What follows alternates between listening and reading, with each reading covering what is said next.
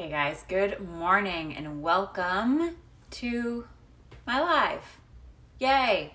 So today we're talking about muscle soreness, okay, and how often you should be sore, how much muscle soreness is too much, right? What are we looking at? I think a lot of times we all just kind of go to the gym. And I've gotten stuck in this rut before too, but we go to the gym, we don't have a plan. We look at the leg press and we're like, I could do this much today. And we throw some weight on there and then we walk out of the gym and we go, shit, I shouldn't have done that. Now I'm really sore. And then you can't walk for 2 days, right? We've all done that. We've all been there, okay?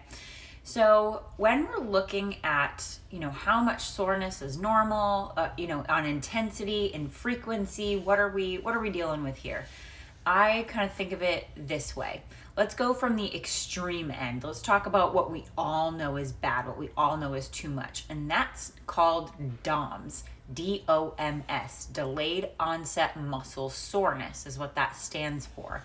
And that's when, exactly what I described, you're sore for like 48 hours after a workout. You can't walk. You've got some major issues, and that soreness extends beyond that 24-hour period of what's normal, right? Delayed onset muscle soreness, right? Sometimes with delayed onset muscle soreness, the reason it's called delayed onset is because you actually might feel the day after your workout totally fine, and then it's the next day that you actually feel really bad, right? So delayed onset muscle soreness is a really bad thing, right? Because as you guys know from watching these lives, we're kind of going to back up a little bit. And hopefully if you stay up to date on some of the content that I put out, you know that protein is the one macronutrient that our bodies can't store, right? So when we have protein issues, when we have our muscles start to break down and we work out really hard, you actually will excrete any of that breakdown product through the kidneys. Right? So there are some people who have DOMS, that delayed onset muscle soreness, and they actually have like a brown tinted urine, and that's like get to the hospital kind of DOMS, right? That's like real bad. But that's actually because your body is processing that the proteins being broken down and excreted in your muscles, right? Because we all know working out is just tearing and ripping at muscle fibers and then repairing them, right? So DOMS is bad. Anything 48 hours after a workout is no bueno. You need to dial it back in the gym, okay? And you need to figure out your recovery, right? But other than DOMS, what we all know is bad, there's no real guideline for soreness, right? I like to kind of think of it as the rule of thumb being, if you started something new, if you're doing a new exercise, a new program, if you took a break, right? Say you went on vacation for 2 weeks and then you just kind of went for walks on the beach and hung out, and then when you get back, you start working out again. You're going to be sore, right? And that's pretty normal. If you start something new, that's normal, right? And it should feel like 3 to 5 out of 10 on an intensity scale, right? Shouldn't be too intense. And then the other thing we're looking at, so not only when you start a new program, but when you progress an exercise, when you progress an exercise, right? That means that you're making that exercise harder. So say you're going from a standard reverse lunge, you have some dumbbells in your hand, you're doing a reverse lunge, and now you're going to do a walking lunge, right? Well, that walking lunge is obviously harder. Okay. What if while you're doing lunges, you're going to keep it at a reverse lunge, you're going to keep doing a reverse lunge, but instead of holding 10-pound dumbbells, you're going to hold 20-pound dumbbells. Well, you progressed that exercise. It got harder, right? So that, again, you would anticipate some muscle soreness, and that's cool. That's normal. That's great. That's awesome, right?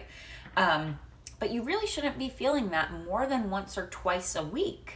Right? Because again, if we're constantly sore, if we constantly can't move and can't walk from our workouts, then we're going to end up running into trouble recovering on the other side, right?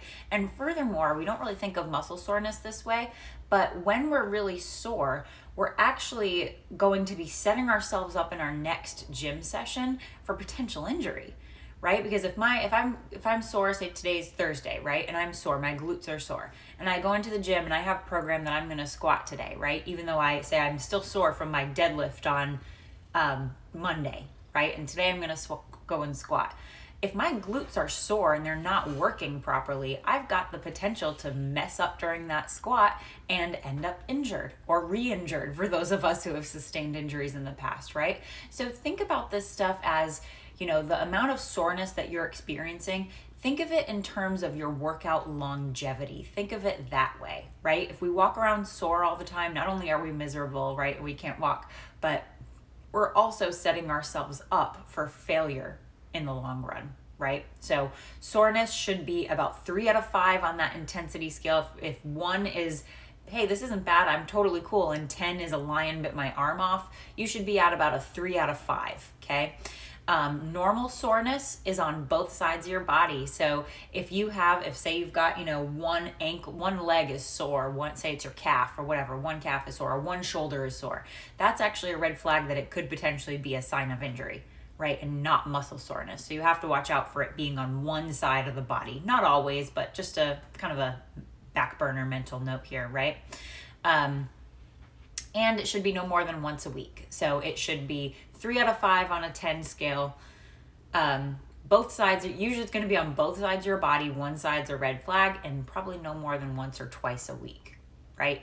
Again, there are, other than DOMS, what I talked about in the beginning of the live, there's no big guidelines for soreness. So these are my personal guidelines and kind of rules that I like to stick by. So anyway, cheers, guys. I hope you have a great rest of your Thursday. For those of you who are listening and those of you who have asked, the waiting list for coaching is now up. We are back to taking clients. So I'm super excited. We're now starting to schedule consults for an April start date. So if you are interested, go ahead and fill that link out. And if you have any questions, just shoot me a DM. And I will see you all tomorrow at 8 a.m. Central Time. Bye.